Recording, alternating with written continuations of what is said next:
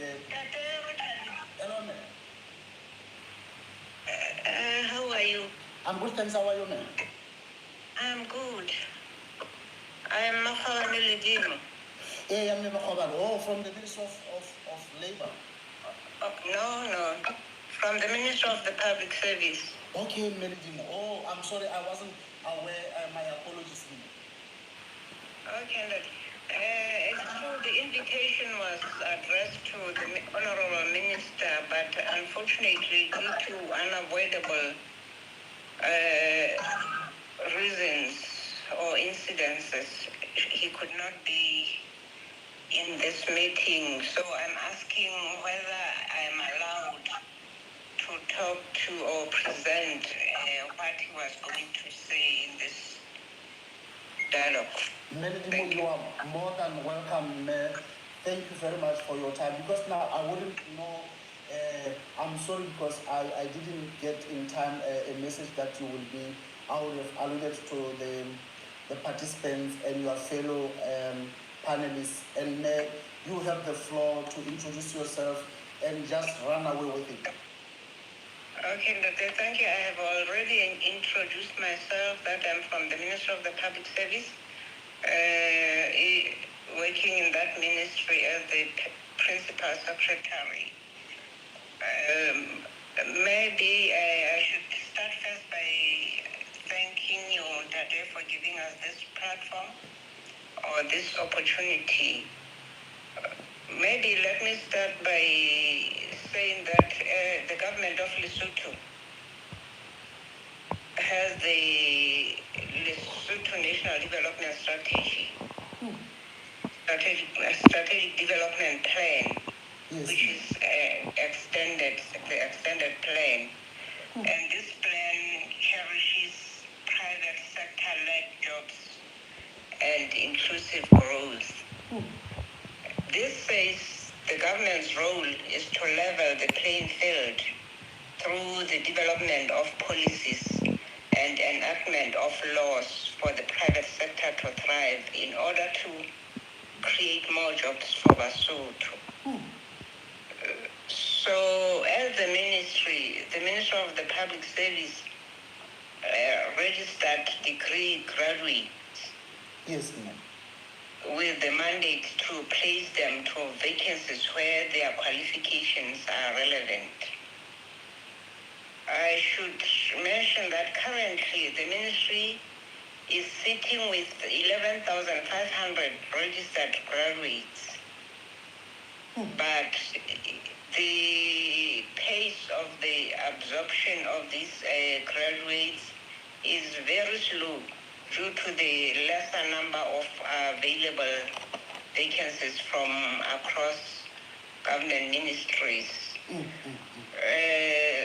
We only manage to place between 150 and 200 graduates per year. 150 to 200 or 250? Between 150 and 200. So besides the limited number of vacancies, another challenge is skills mismatch, which the previous speakers had alluded to. And this is resulting from the tertiary institution delivering programs which are not demanded by the labor market. So coming to what should the government do to address the graduate unemployment, here we are not only talking to degree graduates, but to all graduates from the tertiary institutions. Yeah. Point number one, tertiary institutions should produce programs that are market-driven in order to close the gap of unemployment or of skills mismatch. Point number two is that the National Manpower Development Secretariat, which is commonly known as the NMDS, should channel their scholarships towards high-demand fields such as health, as Honorable Mahalanyane has alluded to, ICT, TVET, and other highly demanded skills. Point number 3, the government should partner with the private sector, such as banks, to establish incubation centers where the youth can be trained in self-employment strategies to capitalize on business opportunities in the digital space. Number 4, the government should accelerate the initiative to establish the innovation center where the graduates will have the opportunity to innovate issues related to service delivery.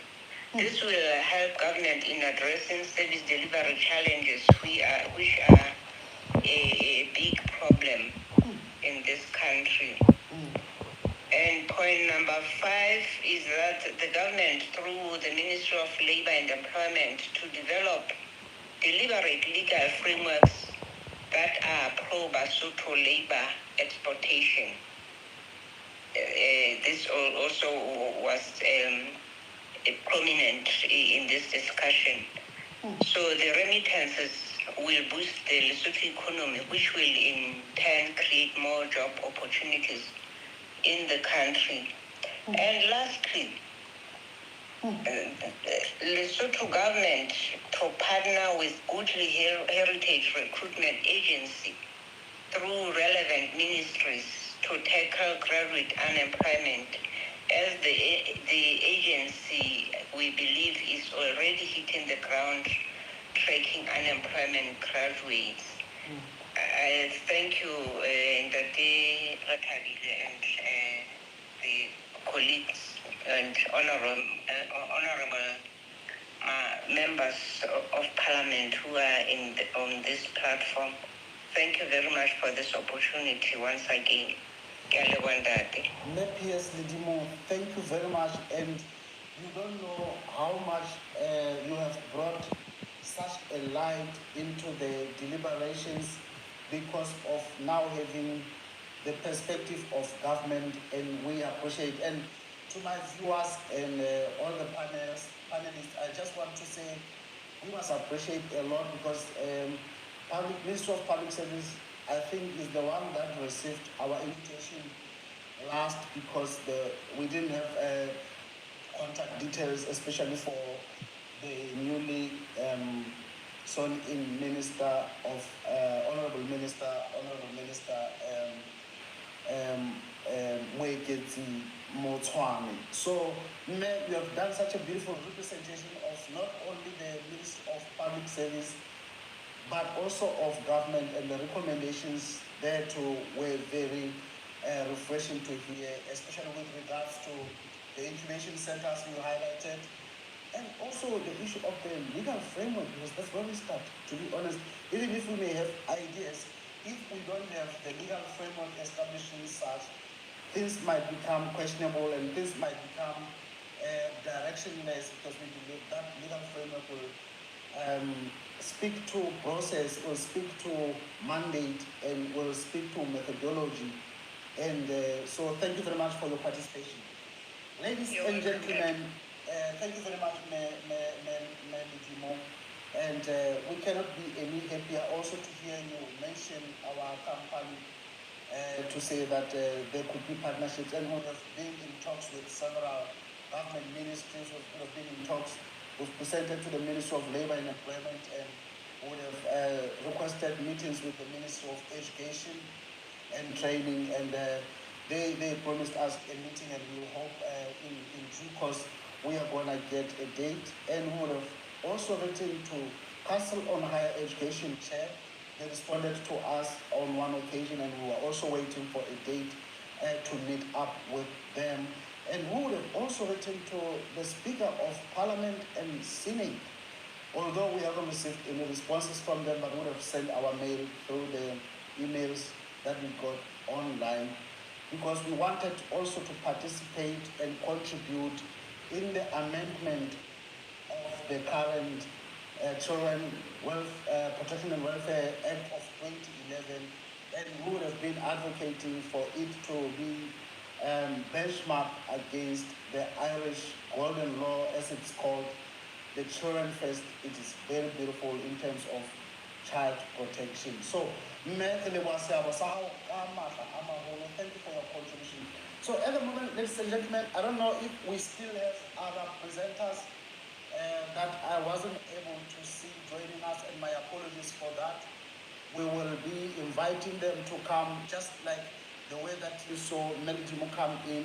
You just open your mic and talk to us and the listeners and viewers all over the world if you know that you were an invited guest. Otherwise, we will take the questions directly and we will speak to, we'll take the questions and they will be responded maybe in